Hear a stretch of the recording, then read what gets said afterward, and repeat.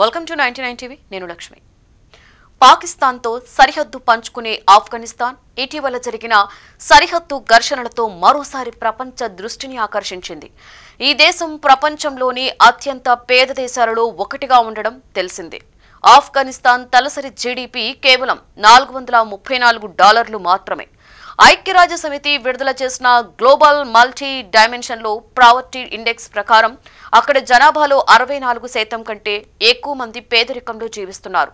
ఇలాంటి పరిస్థితుల్లో ఉన్న దేశంపై పాకిస్తాన్ తన శక్తి గురించి పెద్ద మాటలు చెప్పడం ఇప్పుడు ఆ దేశానికే పెద్ద కష్టంగా మారింది.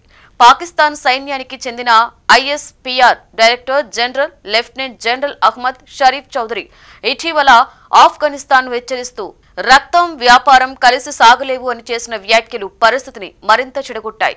వెనక ముందు చూసుకోకుండా తన గురించి తాను ఎక్కువ ఊహించుకుంటూ భారీ స్టేట్మెంట్లు ఇవ్వడం పాక్ ప్రభుత్వ పెద్దలకు అలవాటే. కానీ ఈసారి ఆ వ్యాఖ్యలు బూమ్రాంగ్ అయ్యి ఇస్లామాబాద్ ను తీవ్ర ఇబ్బందుల్లోకి నెట్టాయి. సరిహద్దు ఘర్షణలు తలెత్తిన తర్వాత పాకిస్తాన్ ఆఫ్ఘనిస్తాన్ పౌరులను సామూహికంగా బహిష్కరించడం రెండు దేశాల మధ్య సంబంధాలను పూర్తిగా దెబ్బతీసింది. దీనివల్ల ఇరు దేశాల మధ్య వాణిజ్య యుద్ధం చెలరేగింది. ఈ వ్యాపార అడ్డంకుల ప్రభావం పాకిస్తాన్ పైనే ఎక్కువగా పడుతోంది. ఆఫ్ఘనిస్తాన్ సరిహద్దు వాణిజ్యాన్ని నిలిపివేయడంతో పాకిస్తాన్ ఆర్థిక వ్యవస్థ తీవ్రంగా దెబ్బతిన్నట్లు తెలుస్తోంది. అన్ని రంగాలపైన దీనివల్ల భారీ ప్రభావం పడుతోంది. అక్టోబర్ 11న సరిహద్దు వాణిజ్య కేంద్రాలు మూసివేయబడిన తరువాత ఆఫ్ఘనిస్తాన్ తక్షణమే వాణిజ్యాన్ని ఇతర మార్గాల వైపు మళ్లించుకుంది. ఇరాన్ భారత్ మధ్య ఆసియా రిపబ్లిక్స్ ద్వారా వ్యాపారం సాగించడం వారికి పెద్ద సమస్యగా మారలేదు. కానీ పాకిస్తాన్ మాత్రం ఈ మార్పుకు అనుగుణంగా నడవలేక తీవ్ర ఆర్థిక దెబ్బను ఎదుర్కొంటోంది. ఇప్పటికే కష్టాలలో ఉన్న పాక్ ఆర్థిక వ్యవస్థకు ఈ సరిహద్దు మూసివేత మరింత భారంగా మారింది. ఈ నేపథ్యంలో పాకిస్తాన్ వ్యాపారవేత్తల బృందం ఇటీవల జామియాత్ ఉలేమా ఈ ఇస్లాం చీఫ్ మౌలానా ఫర్లుక్ రెహ్మాన్ ను కలిసి ఈ పరిస్థితిని సమన్వయం చేయడానికి జోక్యం చేసుకోవాలంటూ అభ్యర్థించింది.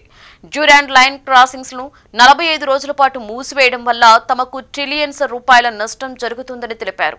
ఈ విషయాన్ని స్థానిక మీడియా కూడా ప్రస్తావించింది. వాణిజ్య అడ్డంకులు పెరగడంతో పాకిస్తాన్లోని అనేక పరిశ్రమలు కుదేలయ్యాయి. దిగుమతులు ఎగుమతులు ఆఫ్ఘనిస్తాన్ పై ఆధారపడే పరిశ్రమల్లో కొరత, ధరల పెరుగుదల, ఉత్పత్తి మందగింపు వంటి సమస్యలు తలెత్తాయి.